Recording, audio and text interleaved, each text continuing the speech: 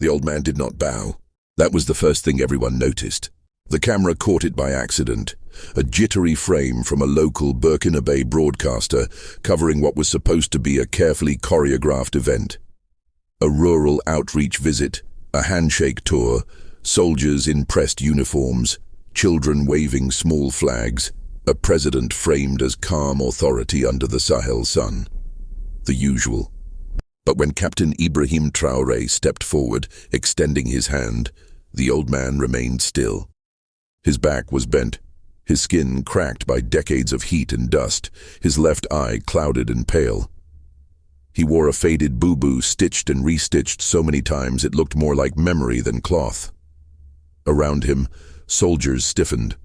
One shifted his rifle slightly. Another glanced toward the security detail. The old man stared at Traoré's face, not with anger, not with awe, but with recognition. "You survived," the old man said quietly. Not into the microphones, not for the crowd, just enough for the front row to hear. Traoré froze. For half a second, the president of Burkina Faso, Africa's youngest head of state, the man Washington analysts described as volatile but calculating, the man Paris quietly labeled a problem, looked like a soldier again. Not the uniformed symbol, not the defiant speeches, not the man reshaping alliances in the Sahel. Just a young officer remembering something he had tried very hard to bury. The broadcast cut to wide shot. Applause rose, confused but obedient. The handler ushered the old man back gently, too gently. The president recovered, smiled, shook another hand. But the moment was already out there. Within 3 hours, the clip was circulating on X, Telegram, WhatsApp groups across West Africa, and then, inevitably, across Washington. At the Pentagon, a junior analyst paused the video at exactly 12 seconds, zoomed in on Traoré's face, played it again. "That," she said, tapping the screen, "is not how someone reacts to a random civilian." By nightfall, the National Security Council had requested a preliminary assessment, not because of the old man, not directly, because of what he implied. Recognition from the battlefield meant unfinished history. And unfinished history in the Sahel had a habit of exploding outward. The old man's name was later identified as Moussa Diallo, age 72, former auxiliary guide for Burkina Faso forces during counterinsurgency operations near the Mali border. A man who officially did not exist in any military record that Washington had access to. A man who, according to local journalists, had lost 2 sons in an incident in 2017. An incident that, according to Traoré's official biography, never happened. That discrepancy set off alarms. In Langley, they pulled old satellite imagery. In Stuttgart, AFRICOM analysts reopened closed folders marked unattributed engagement. In Paris, a former DGSE officer sent a single encrypted message to a journalist he trusted. "This is bad. Worse than..." It was quiet. Remote. Scrubland broken by dry riverbeds and villages that disappeared from maps after dusk. In 2017, Traoré had been a junior officer, recently returned from training. Idealistic, some said. Others said reckless. He led a mobile unit tasked with stabilization, which in the Sahel often meant acting faster than oversight could follow. According to what Moussa Diallo would later tell a reporter, before disappearing again, there had been a night operation. Intelligence claimed a militant cell was hiding among civilians. The order came down verbally. No paper trail. Move now. Silence communications. Shots were fired. Who fired first was never officially determined. By morning, 14 men were dead.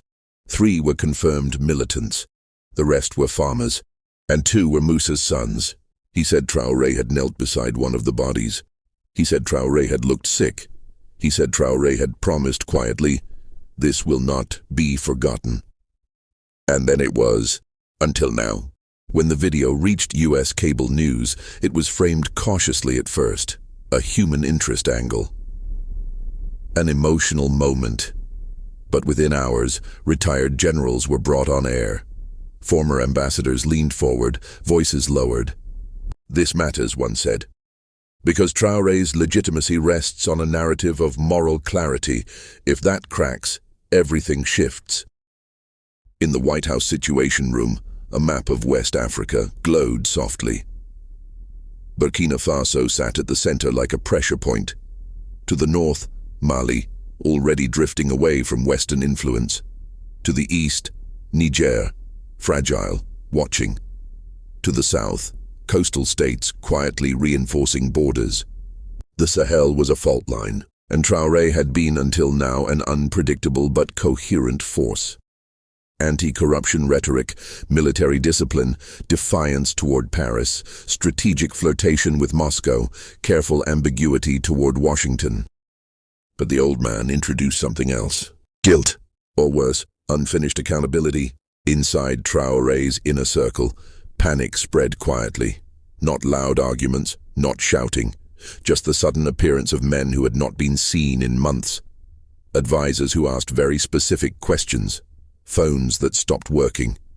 Traoré summoned his intelligence chief late that night. "Find him," he said, "before someone else does." "Kill him?" the chief asked. Traoré did not answer immediately. When he did, his voice was flat. "No, silence him." In Washington, that single word, silence, was debated in briefing rooms without being spoken. Analysts discussed probabilities. If Diallo disappeared, it would confirm something.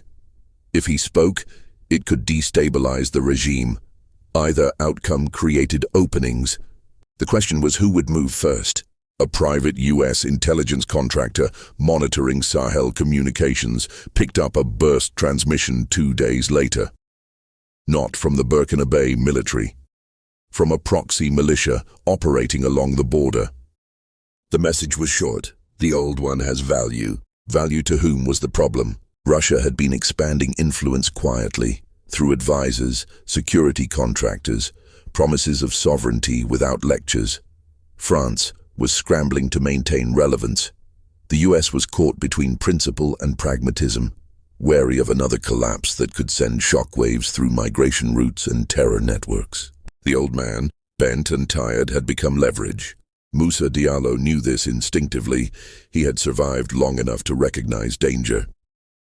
When 2 men arrived at his compound claiming to be journalists, he hid in the goat shed until nightfall. When a local official offered him protection, he refused. "I have lived under protection before," he told his daughter. "It did not save my sons." He left before dawn. The next time he appeared, it was in a grainy video released anonymously online. He sat against a mud wall, hands folded, voice steady. "I do not want revenge," he said. "I want memory." That sentence echoed louder than any accusation. U.S. analysts noted the framing. No demands, no explicit blame, just memory. It suggested restraint or confidence. The video ended with a single line.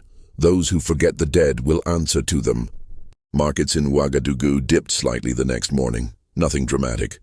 But in fragile states, small movements mattered. Traoré watched the video alone. He did not sleep. He remembered the smell of dust and cordite, the way the radio crackled and went silent, the way one of the boys, barely a man, had tried to stand after being hit, confusion more than pain in his eyes. He remembered thinking for the first time that command was not the same as control. Now the past had returned, not with weapons, but with a face that refused to bow. In Washington, a senior policy advisor summarized it bluntly during a closed-door meeting. "This isn't about human rights," she said. "It's about narrative collapse. If Traoré loses moral authority, the Sahel fractures faster. Extremists fill gaps. Russia gains ground. We lose leverage." "And if we push him?" someone asked. She exhaled. "Then we become the story." The breaking news Kyron that night read, "Mystery witness threatens stability in West Africa." In living rooms across America, viewers half-watched while cooking dinner. The name Traoré still unfamiliar to many. But the images lingered. The old man's eye, clouded but clear enough to recognize truth. The young president's hesitation. A retired Marine in Ohio shook his head. "War never stays buried," he muttered. In Burkina Faso, rumors spread faster than facts. Some said the old man had proof. Others said he was a traitor paid by foreigners. Street artists painted murals overnight, one of a young soldier kneeling, another of an old man standing tall. Traoré ordered an internal review. Quiet, controlled, meant to signal confidence. But the very act suggested doubt. Then came the twist no one predicted. A leaked memo surfaced on an obscure policy blog in DC, allegedly from a European intelligence service. It referenced a 2017 operation with a redacted commander's name. The description matched Diallo's account almost exactly. The commander was listed as acting on external advisory pressure. External. The implication was explosive. If true, it meant Traoré had not acted alone. It suggested foreign involvement, training doctrines, perhaps even intelligence sharing. Washington went silent. Phones rang off the hook. Press secretaries deflected. Former officials declined comment. Because if the operation had been influenced by Western counterterrorism frameworks, the moral clarity shifted again. The old man was no longer just accusing Traoré. He was accusing the system. Traoré saw the memo within hours. His hands trembled for the first time since the coup that brought him to power. He understood now why the old man had not bowed. This was not about him alone. It was about ghosts that did not belong to one nation. The final image aired on American news that week was not of Traoré, nor of Diallo.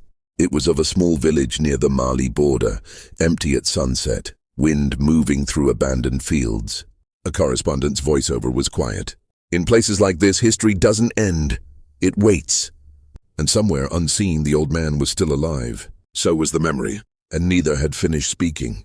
Night fell unevenly over Ouagadougou, as it often did, power grids flickering, generators coughing to life, the city breathing in patches of light and shadow. Inside the presidential residence, the air was still. No music, no aides moving in the corridors. Only Traoré and the weight of decisions that could not be delegated. He replayed the leaked memo again, slower this time, pausing, rewinding, letting every word settle. External advisory pressure. That phrase was carefully chosen. Vague enough to protect institutions. Sharp enough to wound individuals. He knew what it meant. In 2017, the Americans had been everywhere without always being visible. Training missions, joint exercises, intelligence briefings framed as capacity building. Young officers like him were praised for aggression, for decisiveness. Speed saves lives, one advisor had said during a briefing, tapping a laser pointer against a map that reduced villages to coordinates. No one had said what happened when speed was wrong. No one had stayed afterward. Traoré leaned back, staring at the ceiling fans slicing the air. For years, he had built his legitimacy on separation. Burkina Faso standing upright, refusing lectures, rejecting dependency. And now the past threatened to show that his hands, too, had once been guided. Across the Atlantic, Washington felt the shift immediately. The leak had changed the internal conversation. This was no longer a simple morality play with a strong man and a victim. It was a mirror. At the CIA, a senior Africa analyst closed her office door and lowered her voice even though no one else was inside. "If this goes public in full," she said into the secure line, "we're exposed. Not legally, politically, symbolically. Can we contain it?" The voice on the other end asked. There was a pause. "Containment assumes control," she replied. "I'm not sure anyone has that anymore." Cable news adapted quickly. Panels grew sharper. The language changed. Allegations became implications. Traoré was no longer just a defiant African leader. He was potentially a byproduct of Western security doctrine gone wrong. A former national security advisor, grey-haired and deliberate, spoke carefully on air. "The problem with proxy wars and advisory roles," he said, "is that responsibility never stays where we want it. It diffuses. And then one day it comes back." In Burkina Faso, Traoré's opponents sensed blood in the water. Not open rebellion yet, but whispers within the military. Questions asked a little too loudly. Old rivalries reawakened. He responded with restraint, knowing any crackdown would confirm suspicions. He gave a televised address instead. Calm, measured. "We are a nation forged by sacrifice," he said. "But sacrifice demands truth. I will not run from our past. He did not mention Musa Diallo. That omission spoke volumes.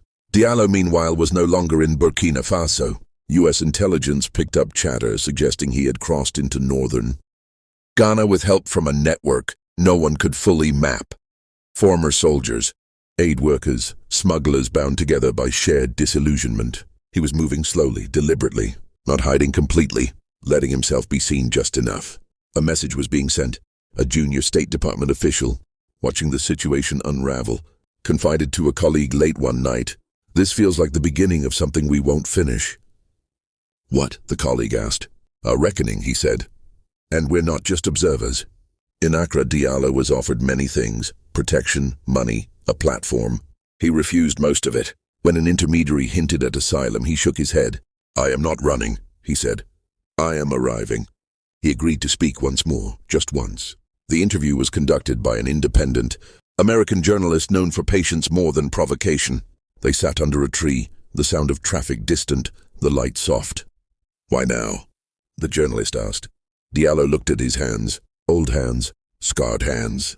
"Because the young man is now a powerful man," he said, "and powerful men must decide what they will carry." "Do you want him removed?" "No," Diallo replied immediately. "I want him to remember who he was when he knelt." The interview aired unedited. It was devastating in its restraint. No accusations shouted, no calls for vengeance. Just memory laid bare. Back in Ouagadougou, Traoré watched it live. When it ended, he stood and dismissed his security detail. He picked up the phone himself. "Find a channel," he said. "I want to speak to him."